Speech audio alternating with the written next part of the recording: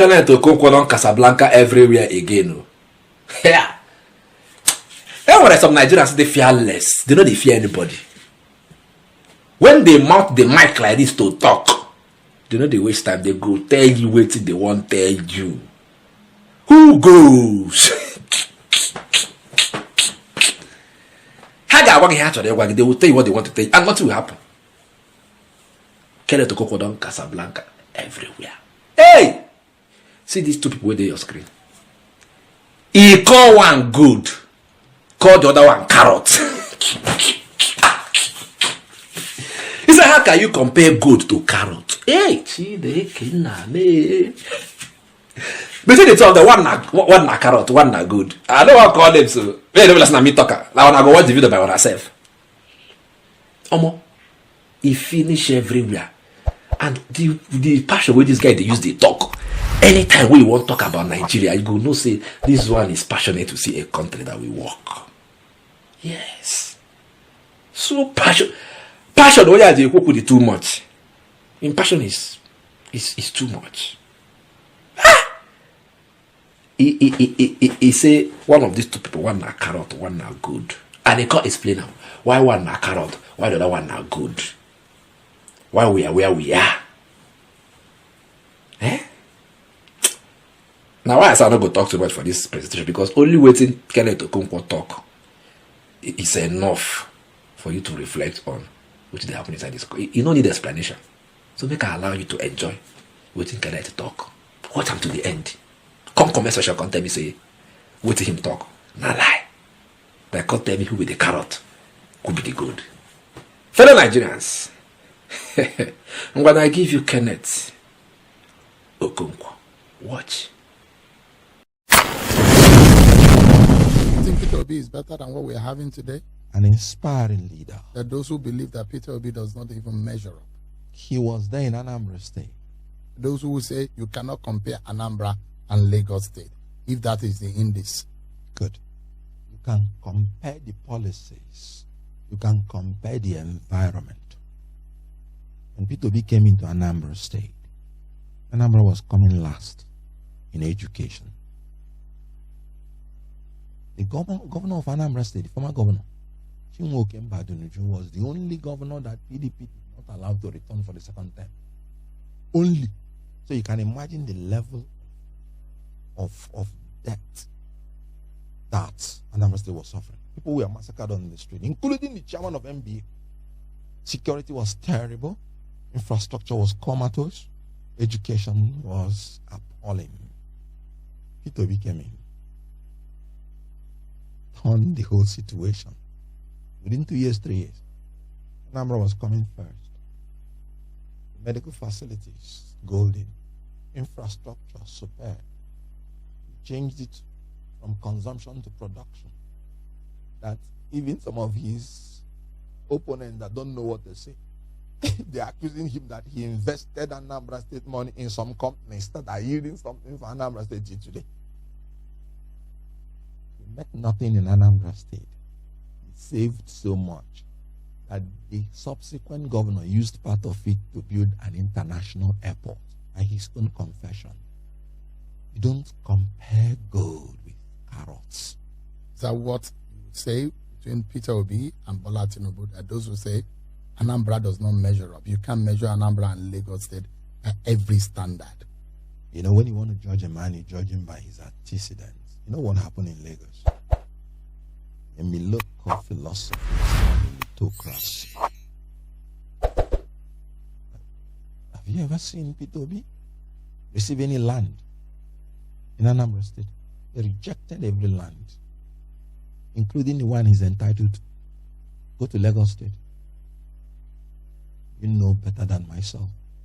Some people describe the owners of Lagos as the largest landowners in the whole of West Africa. Go to Lagos. The same dynasty has been ruling from 1999.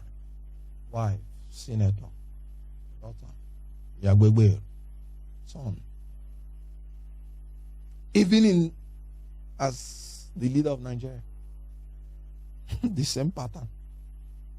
Would you The say, wife are you accusing of is this? enjoying. Are you accusing this Before girl? you put words into my mouth, I'm not placing anybody in the dock.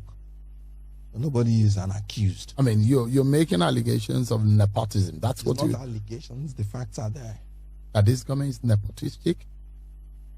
Something worse than nepotistic. Is that fair to say? A meritocracy. You know what it means when you place your children in order of protocol before ministers of the Federal Republic of Nigeria? What do you call that? What do you call that? I saw. What is that? You know what it means when you put your wife at par with the Vice President of the Federal Republic of Nigeria in terms of manpower, in terms of security? Have you seen a Michelle Obama being involved in the political process of America? Let me tell you, I thought Buhari's regime was going to be the worst. In 9 months, this government has surpassed it. Let me tell you, this government started from the man himself, to the wife, to the sons, using the private jet to attend parties, desecrating the hallowed chamber of leadership. Talk about the daughters, talk about the sons-in-laws, the daughters-in-laws. Then when you go to the daughters and sons of friends, what do you call that? What leadership system is that? It's a country that has 6 geopolitical zones. And you're just appointing only the people from that your little clique. And you're expecting loyalty. This government, Mr. Okonkwo, said, look, we're making some policies. They might be painful in the moment, but it's going to be like the pangs of childbearing.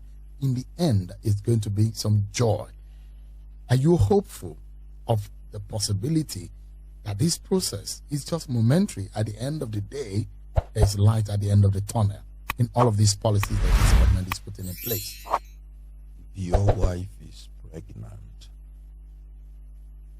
and after the pangs of childbirth, she gave birth to a monster. Would you rejoice? All their policies have been giving birth to monsters, not children. You told us fuel subsidy is gone. And after punishing the people, the fuel subsidy is remaining. What have you given birth to? Monster. You told us you're unifying the dual foreign exchange. And after a while, Naira has become worthless. Even less valid than the safer. And you again, you're telling us, no, that's not the true reflection of the value of Naira. And you are the one who voluntarily devalued the Naira to that level. Is that childbirth? No.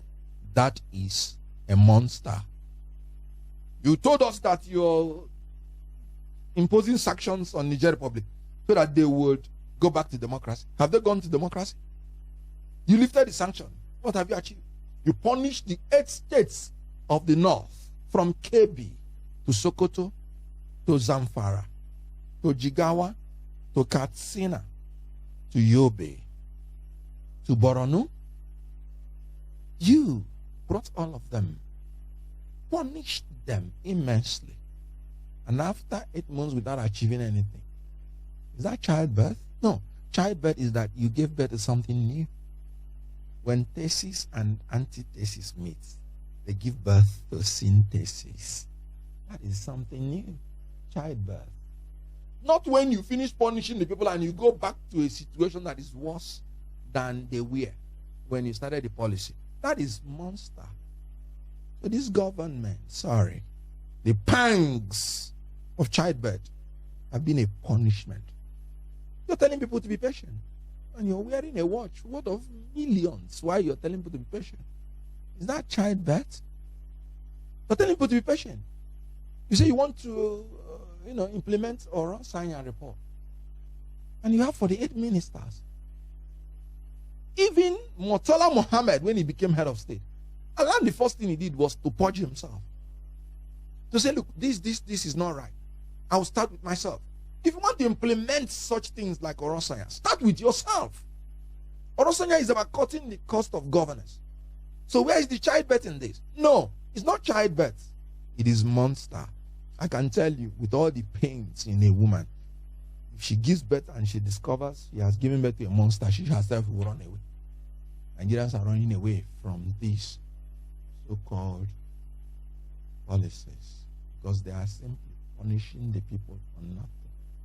2,000 naira for $1, and you say the childbirth.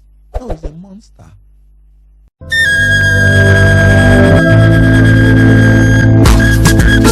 For centuries, the Ijele has been a revered masquerade in Igbo land, a predominant tribe in southern Nigeria.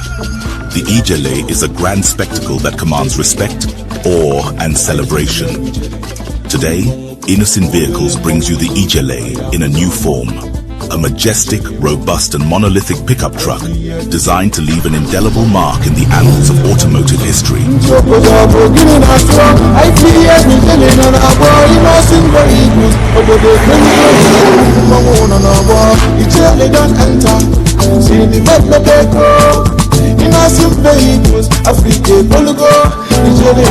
The Innocent Ijele is equipped with a powerful 3.0 L turbo engine and 4WD to conquer any terrain with ease.